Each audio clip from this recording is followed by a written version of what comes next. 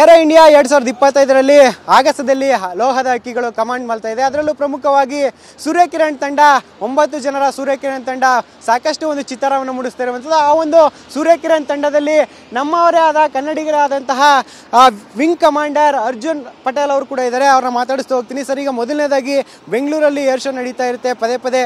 ಆದರೂ ಕೂಡ ವರ್ಷ ಒಂದು ಏರ್ ಶೋನಲ್ಲಿ ಹೈಲೈಟ್ ಅಂದರೆ ನಮ್ಮ ಒಂದು ಸೂರ್ಯಕಿರಣ್ ತಂಡ. ಈ ತಂಡದಲ್ಲಿ ಇರೋದಕ್ಕೆ ಎಷ್ಟು ಹೆಮ್ಮೆ ಅನಿಸುತ್ತೆ ನಿಮಗೆ ಅಂತ? ಈ ಟೀಮಲ್ಲಿ ಇರೋಕ್ಕೆ ನನಗೆ ತುಂಬ ಹೆಮ್ಮೆ ಅನಿಸುತ್ತೆ. ನಮಸ್ಕಾರ, ನಾನು ವಿಂಗ್ ಕಮಾಂಡರ್ ಅರ್ಜುನ್ ಅಂತ. ಸೂರ್ಯಕಿರಣ್ ಏರೋಬ್ಯಾಟಿಕ್ ಟೀಮಲ್ಲಿ ನಾನು ಸೂರ್ಯಕಿರಣ್ 5 ಆಗಿ ಫ್ಲೈ ಮಾಡ್ತಾ ಇದ್ದೀನಿ.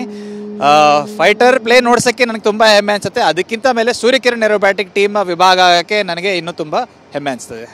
ಈಗ ಆಗಸದಲ್ಲಿ ವಿಧವಾದ ಚಿತ್ತಾರವನ್ನು ಬಿಡಿಸ್ತಾ ಇರ್ತೀರ. ಆ ಒಂದು ಸಮಯದಲ್ಲಿ ಆ ಕೆಳಗಡೆ ಕೂಡ ಸಾಕಷ್ಟು ಪ್ರೇಕ್ಷಕರು ಇರ್ತಾರೆ. ಅದು ನಿಮಗೆ ಯಾವ ರೀತಿ ಡಿಸ್ಟ್ರಾಕ್ಟ್ ಆಗುತ್ತಾ, ಅಥವಾ ನಿಮ್ಮ ವಾಯ್ಸಲ್ಲಿ ಕೂಡ ಕಮೆಂಟ್ ಬರ್ತಾ ಇರುತ್ತೆ ನಿಮಗೆ ಹೆಲ್ಮೆಟ್ನ ಒಳಗಡೆ, ಆಗ ಯಾವ ರೀತಿ ಕಾನ್ಸಂಟ್ರೇಟ್ ಮಾಡ್ತೀರಾ ಅಂತ? ಸರ್, ನಾವು ಡಿಸ್ಪ್ಲೇ ಮಾಡುವಾಗ ನಾವು ಬರೀ ಡಿಸ್ಪ್ಲೇ ಬಗ್ಗೆ ಯೋಚನೆ ಮಾಡ್ತೀವಿ. ನಮ್ಮ ಫುಲ್ ಕಾನ್ಸಂಟ್ರೇಷನ್ನು ಮತ್ತು ಮೈಂಡ್ ಎಲ್ಲ ಡಿಸ್ಪ್ಲೇ ಮೇಲೆ ಇರ್ತದೆ. ನೀವೇನು ನೋಡಿದ್ದೀರಿ ಆ ಡಿಸ್ಪ್ಲೇ, ಅದಕ್ಕಿಂತ ಫ್ಲೈ ಮಾಡೋಕ್ಕೆ ಮುಂಚೆ ನಾವು ಗ್ರೌಂಡಲ್ಲಿ ಅದರ ಮೇಲೆ ತುಂಬ ತಯಾರು ಮಾಡ್ತೀವಿ. ಫುಲ್ ಪ್ರೊಫೈಲ್ನ ಗ್ರೌಂಡಲ್ಲೇ ನಾವು ಮನ್ಸಿನಲ್ಲಿ ಯೋಚನೆ ಮಾಡಿಕೊಂಡು ಫ್ಲೈಯಿಂಗ್ ಮಾಡ್ತೀವಿ. ಅದನ್ನು ಚೇರ್ ಫ್ಲೈಯಿಂಗ್ ಅಂತ ಒಂದು ಫಿನಾಮಿನಾ ಅಂತಾರೆ. ಪ್ರತಿ ಪೈಲಟು ಅವ್ರವ್ರ ಮನೂವರ್ನ ಅವ್ರ ಮನಸ್ಸಲ್ಲಿ ಪ್ರಾಕ್ಟೀಸ್ ಮಾಡ್ಕೊಳ್ತಾರೆ, ರಿವೈಸ್ ಮಾಡ್ತಾರೆ. So there is no room for distraction ಇಂಥ ಡಿಸ್ಪ್ಲೇ ಫ್ಲೈಯಿಂಗಲ್ಲಿ. ಸೊ ಡಿಸ್ಟ್ರಾಕ್ಷನ್ ಅಂತ ಮಾತು ಇಲ್ಲೇ ಇಲ್ಲ. ಅದಿದ್ದರೆ ಇಂಥ ಡಿಸ್ಪ್ಲೇ ನೀವು ಯಾವತ್ತೂ ನೋಡೋಕ್ಕಾಗೋದಿಲ್ಲ.